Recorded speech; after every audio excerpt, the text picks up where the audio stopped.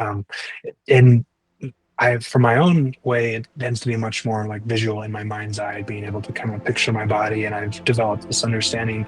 That was one of the things that I noticed about you as we were talking about it is I noticed that you and I had different language and different ways of approaching what was happening, but we were both describing the same thing, and or at least describing things that coexisted with each other. And like you would be processing something in my body as you were manipulating, you were doing it, and you were sensing it, and like what you were sensing and I was seeing, it was happening at the same time without us saying a word. And I would, for example, to use the previous example of like going between those different states of like my traumatic memories and my happy memories, all of that, I would switch from one to the other, and you would immediately sense it, and I never said a word, and you'd sensed it. And or I would kind of, and it became this kind of interplay between us where I would be able to say, well, I see this thing over here, I feel this thing over here, this is what I've seen.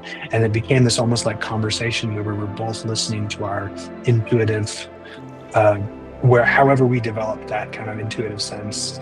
And it really just kind of like went to the next level.